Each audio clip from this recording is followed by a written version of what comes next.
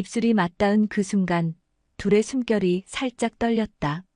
그의 손끝이 유진의 치마자락 깊숙이 스며들자 그녀는 가늘게 몸을 떨었다. 손이 참 예뻐 당신은. 당신은 다른 게 더 예뻐. 안녕하세요. 바람 따라 걷는 길입니다.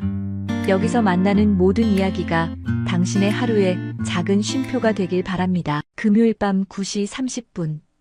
휴대폰 진동이 조용히 울렸다. 지금 가요.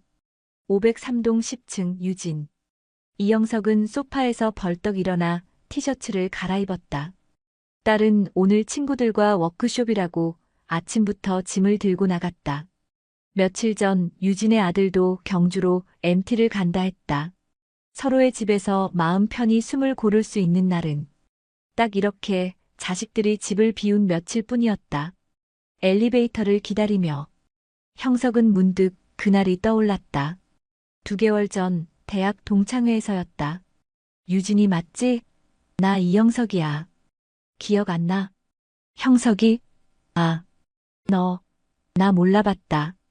50대 초반이 된 유진은 여전히 정갈한 얼굴에 차분하고 깔끔한 말투를 가지고 있었다. 이혼 후 혼자 아들을 키운다는 말에 같은 처지인 형석은 괜히 마음이 끌렸다.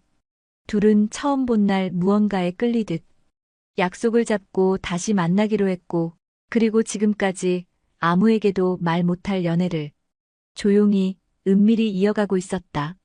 형석은 유진의 집 문 앞에서 문자가 아닌 노크를 택했다. 조용히 열리는 문틈 사이로 유진이 작은 미소로 그를 맞았다. 딱 시간 맞췄네. 내가 또 이런 거 칼이야.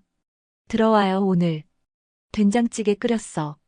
형석은 웃으며 신발을 벗고 들어섰다. 잠시 후 조용히 스치는 손끝. 말없이 나란히 앉은 식탁. 그리고 나중엔 같은 이불 아래 자식들 몰래 피우는 사랑은 숨죽여야 했지만 그래서 더 뜨거웠다.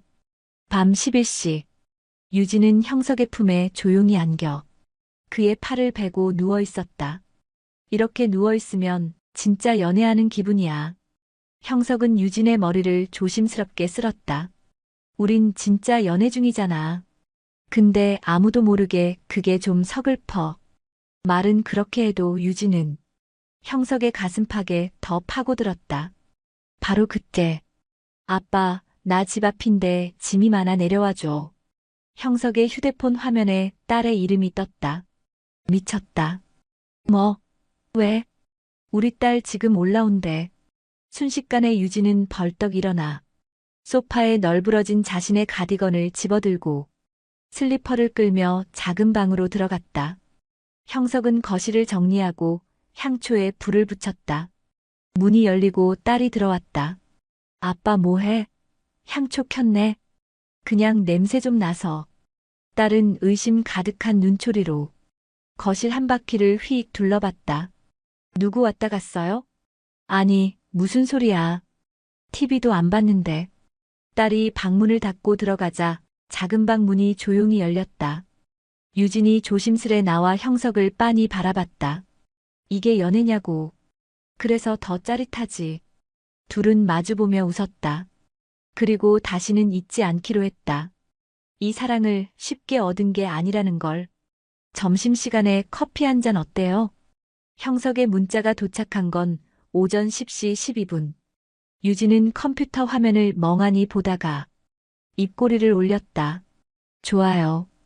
단 30분만이에요. 우리 서로 너무 자주 보면 동네에 소문나요. 오후 12시 40분. 아파트 옆 상가 골목, 사람들 눈에 띄지 않는 작은 카페. 유진은 밝은색 블라우스에 얇은 가디건을 걸치고 먼저 도착해 있었다. 형석이 조심스레 문을 열고 들어왔다. 그를 보는 순간 유진의 얼굴엔 작은 웃음이 번졌다. 5분 늦었네요. 엘리베이터가 안 와서 보고 싶었어. 둘은 창가 구석 테이블에 마주 앉았다. 멀리서 보면 그냥 조용한 중년의 커플처럼 보일 거리. 형석이 조심스럽게 그녀의 손등을 잡았다. 유진은 살짝 놀라며 주변을 둘러봤지만 곧 그의 손을 도망치지 않게 감쌌다. 이상하지 않아요? 뭐가? 우린 누구보다 조심스러운데 늘 떨리잖아. 형석은 잠시 말이 없었다가 조용히 말했다. 어릴 땐 몰랐어. 이렇게 간절하게 누군가 보고 싶은 게 뭔지. 시간은 짧았고 두 사람은 말없이 자리에서 일어났다. 카페 문을 나서며 유진은 속삭였다. 오늘 저녁 8시쯤 우리 집 아들 없어요. 형석은 그 말 한마디에 이미 온종일 웃고 있을 자신을 떠올렸다. 밤 8시. 형석은 양손에 와인과 작은 케이크 박스를 들고 503동 엘리베이터에 올라탔다. 문이 열릴 때마다 누가 타기라도 할까 괜히 심장이 두근거렸다. 딱 이 시간만, 오늘은 그냥 조용히 얼굴만 보고 올 거야. 스스로 다짐했지만 문을 열고 나온 유진의 얼굴을 보는 순간 모든 생각이 무너졌다. 와인까지 사왔어요? 그냥 특별한 날 같아서. 오늘이요? 그대가 혼자인 날. 소파에 나란히 앉은 둘. TV는 켜뒀지만 아무도 보지 않았다. 와인잔이 비워질수록 그의 손등은 그녀의 무릎 가까이로 다가갔다. 유진은 가만히 형석을 바라봤다. 요즘 왜 이렇게 잘해줘요? 좋아서요. 그럼 언제까지 이렇게 봐줄 거예요? 당신이 그만 보자고 하기 전까지. 조용히 흐르던 공기 속에서 형석이 그녀의 얼굴을 조심스레 감쌌다. 유진은 눈을 감지 않았고 입술이 맞닿은 그 순간 둘의 숨결이 살짝 떨렸다. 그의 손끝이 유진의 치마자락 깊숙이 스며들자 그녀는 가늘게 몸을 떨었다. 손이 참 예뻐 당신은. 당신은 다른 게 더 예뻐. 방으로 가요. 침대에 두 사람. 그들은 누구보다 열정적이게 타올랐다. 그녀의 촉촉한 온기가 그의 아래로 향할수록 그는 더 단단해졌다. 그가 유진을 뒤로 아는 채 같은 방향을 본 두 사람. 그의 움직임은 끝을 향해 갔다. 마침내 하나가 된 둘은 숨죽여 서로를 향해 속삭였다. 이거 누구 거야? 당신 거지. 그 밤은 여전히 젊은 날의 충동도 사랑을 확인하는 집요함도 없었다. 그저 지금 이 순간 너무 좋아서 이 마음이 사라지지 않길 바라는 묵직한 감정 하나가 조용히 전해졌다. 그날 밤 형석은 돌아가지 않았다.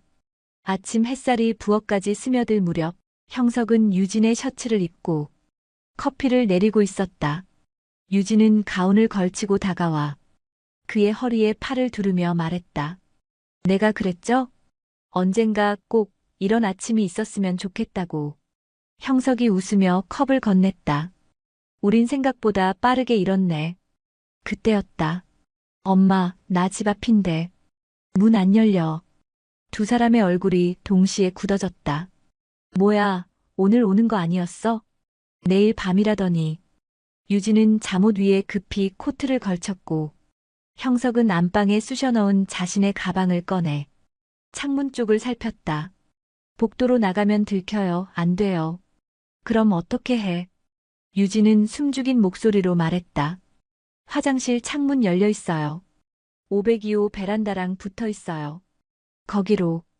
형석은 유진을 한번 껴안고 조용히 화장실로 향했다. 그의 얼굴엔 긴장과 동시에 묘한 웃음이 떠올랐다. 이 나이에 이게 뭐람. 그날 밤 서로 연락은 하지 않았지만 한참 뒤 형석의 집 현관문에 작게 접힌 쪽지가 붙어 있었다. 미안해요. 고생했죠? 보고 싶어요. 유진. 형석은 그 쪽지를 보며 혼잣말했다. 이렇게까지 하고 싶은 사람이 생긴 게 기적이네. 며칠간 연락이 없었다. 아들의 눈치를 보느라. 유진도 형석도 잘 지내지? 한마디조차 조심스러웠다. 그러다 어느 날 동창회 단톡에 올라온 메시지. 이번 주 토요일 삼겹살 번개. 형석이 오랜만에 나오나? 형석은 참석 버튼을 눌렀다. 그리고 같은 시간 유진도 조용히 체크 표시를 눌렀다. 토요일 저녁. 시끌벅적한 동창회 자리. 둘은 아무 일도 없었던 사람들처럼 멀찌감치 떨어져 앉아 웃고 있었다. 그때 예전부터 말 많기로 유명한 수미가 슬쩍 유진 옆으로 와선 귓속말을 했다. 너 요즘 좀 예뻐졌다? 어머, 갑자기 왜?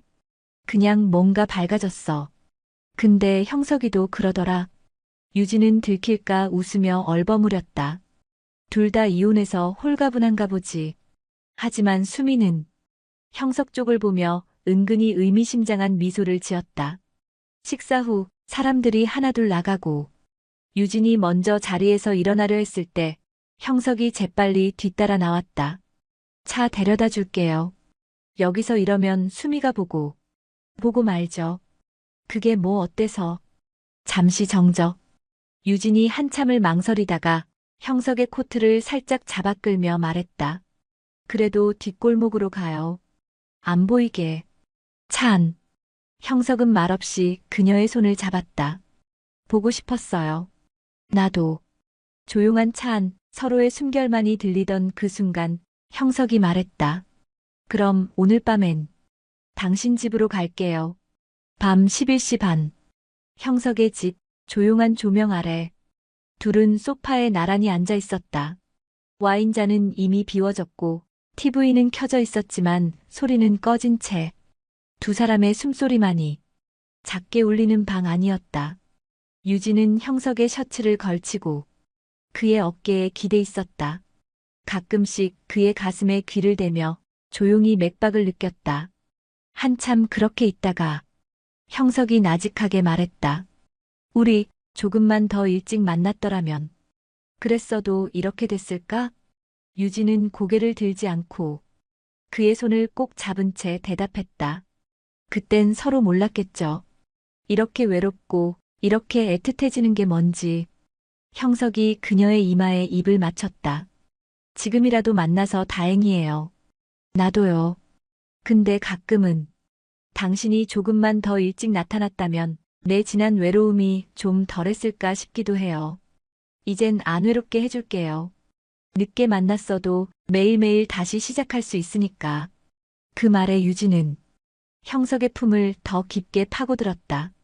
그리고 그날 밤 그들은 말없이 서로의 등을 토닥이며 지나온 시간들을 안아주었다. 형석 씨, 진짜 괜찮아요? 흥. 딸은 기숙사 복귀했고 자기 아들도 동아리 MT라며 지금 아니면 우리 또 언제 가?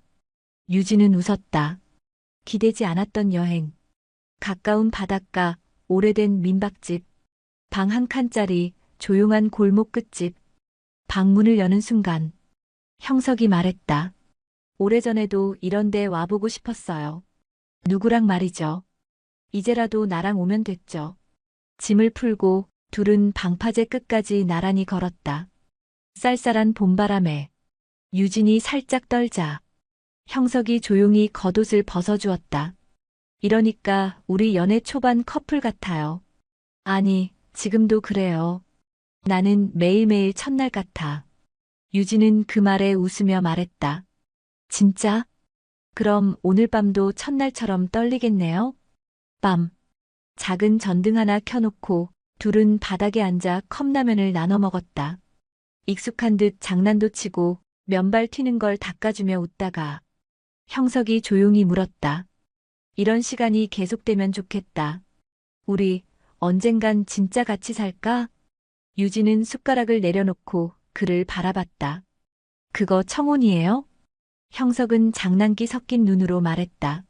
만약 그렇다면 당신은 뭐라고 대답할래요? 유진은 대답 대신 그의 입술에 조용히 입을 맞췄다. 그리고 속삭였다. 아직 대답 안 했어요. 근데 오늘 밤엔 그냥 연인이면 돼요. 그날 밤 창밖엔 파도 소리만 가득했고 그 안엔 두 사람의 따뜻한 숨결이 고요히 섞여 있었다. 그날 밤 서로 품 안에서 잠들었던 두 사람. 새벽 5시 형석의 휴대폰이 급하게 울렸다. 아빠, 나 접촉사고 났어. 크진 않은데 응급실 왔어.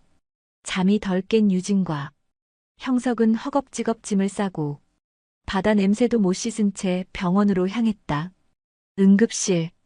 딸은 팔에 깁스를 한 채 누워 있었고 다행히 큰 부상은 아니었다. 형석이 안도의 한숨을 쉬는 그 순간 딸의 시선이 그의 옆으로 스르륵 옮겨졌다. 유진. 긴장한 표정으로 조용히 한 발짝 물러나 있던 그녀. 딸은 순간 멈칫하더니 살짝 고개를 숙이며 말했다. 아빠 여자친구 맞으시죠? 유진은 얼어붙은 표정으로 고개를 끄덕였다. 그냥 친인 친구예요. 신경 쓰지 말아요. 그러자 딸은 화난 얼굴로 웃으며 말했다. 이 시간에 같이 오셨는데 아닌 게 더 이상하죠. 반가워요. 갑자기 놀라셨죠? 전 좋아요. 그리고 좋아 보여요. 둘이 복도로 나와. 두 사람은 말없이 나란히 앉아 있었다. 형석이 유진을 바라봤다. 심장이 아직도 쿵쾅대요. 나도요.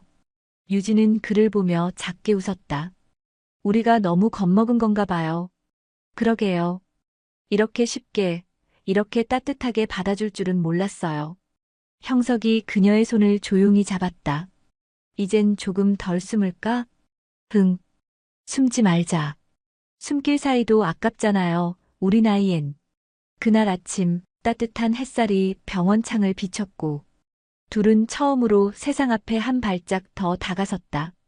형석 씨, 이 집 어때요? 유진이 핸드폰을 들이밀었다. 사진 속은 마당 있는 단독주택. 작지만 따뜻해 보이는 흰색 담장 집이었다. 좋다. 벽돌집이네. 봄 되면 마당에 꽃도 심을 수 있겠다. 형석은 웃으며 화면을 넘겼다. 근데 우리 벌써 이렇게까지 상상해도 되는 거야? 그냥 해보는 거죠, 뭐. 상상은 자유잖아요. 그는 잠시 그녀를 바라보다 말없이 고개를 끄덕였다. 그 주 주말, 둘은 정말로 그 동네를 찾았다. 사진 속 집은 이미 임대가 끝났지만 주변 동네를 걷는 것만으로도 마음이 벅찼다. 여기서 살면 아침마다 같이 산책할 수 있겠다. 저기 슈퍼에서 맥주도 사고, 싸우면 하루 정도는 각방 쓰고, 하루만. 둘은 동시에 웃었다. 작은 공원 벤치에 앉아 유진이 조심스레 입을 열었다. 나 사실은 좀 무서웠어요. 사랑이 다시 찾아올까봐. 내가 또 실망하면 어쩌나 해서. 형석은 그녀의 손을 꼭 잡으며 말했다. 나도 무서웠어요. 근데 그 무서움보다 당신 없는 시간이 더 무서웠어요. 저녁 햇살이 길게 늘어진 골목길, 둘은 나란히 걷다가 가게 유리창에 비친 서로의 모습을 바라봤다. 마치 오래된 부부처럼 자연스러운 거리감, 편안한 미소. 그날 두 사람은 함께 걸으며 아주 작은 미래 하나를 함께 그려보았다. 주말 아침, 유진은 거실 바닥에 엎드려 혼자 무거운 박스를 밀고 있었다. 베란다 수납장을 정리하면서 그나마 날 잡아 해치우려는 마음이었다. 하, 무거워라. 그 순간 방문이 열리며 잠이 덜 깬 아들이 나왔다. 엄마, 뭐 하는 거야 지금? 너 있었어? 미안 깨웠다. 아들은 한숨을 쉬며 박스를 번쩍 들었다. 아니, 내가 해준다니까. 엄마 왜 맨날 혼자 다 해? 이거 버릴 거면 그냥 말만 하지. 잠시 뒤 둘은 마루에 앉아 간단한 토스트를 나눠 먹었다. 아들은 뜬금없이 말했다. 근데 엄마. 응? 엄마는 남자친구 없어? 유진은 손에 들고 있던 잼 나이프를 멈췄다. 왜 갑자기 그 얘기를 해? 그냥 내 친구들 중에도 이혼한 부모님 많거든. 근데 다들 잘만 만나. 나는 진짜 괜찮은데. 유진은 아무 말 없이 아들을 바라봤다. 엄마나 없으면 어쩌려고 그래. 사람은 혼자 살면 안 된대. 외로워서. 그 순간 유진의 눈앞이 잠깐 흐려졌다. 놀람과 뭉클함, 그 사이의 감정. 너 언제 이렇게 컸니? 유진이 작게 웃으며 말했다. 아들은 심드렁하게 어깨를 으쓱했다. 지금은 내 엄마지만 나중엔 엄마도 누군가의 남자친구가 될 수 있지. 여자친구겠지. 그게 그거지, 엄마. 그날 밤 형석과 통화하며 유진은 조용히 말했다. 우리 아들 생각보다 많이 자랐더라. 형석이 웃으며 말했다. 그래서 슬슬 아들 몰래 안 해도 되겠어요? 유진은 웃음 속에 울컥한 감정을 담아 말했다. 나 이제 조금은 용기 내도 될 것 같아. 창문에 햇살 잘 들어오네요. 유진이 형석의 거실에 앉아 찻잔을 들여다보며 말했다. 그래서 아침마다 커튼 안 치고 자요. 눈부셔도 좋아서. 형석이 웃으며 앉았다. 그의 손엔 따뜻한 호박죽이 담긴 그릇이 들려 있었다. 먹어봐요. 오늘은 단호박 듬뿍 넣었어요.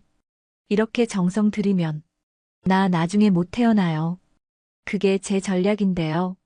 식사를 마치고 둘은 조용히 설거지를 나눴다. 형석이 갑자기 말했다. 나 가끔 그런 상상해요.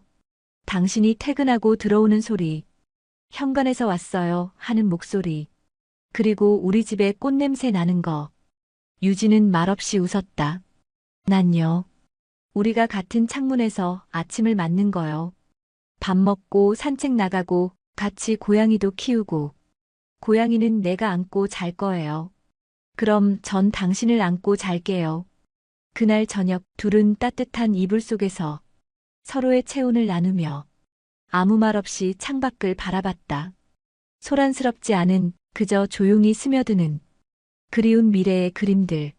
어쩌면 그 둘의 하루는 아직 따로 시작되지만 이제 그 끝은 같은 밤으로 이어지고 있었다.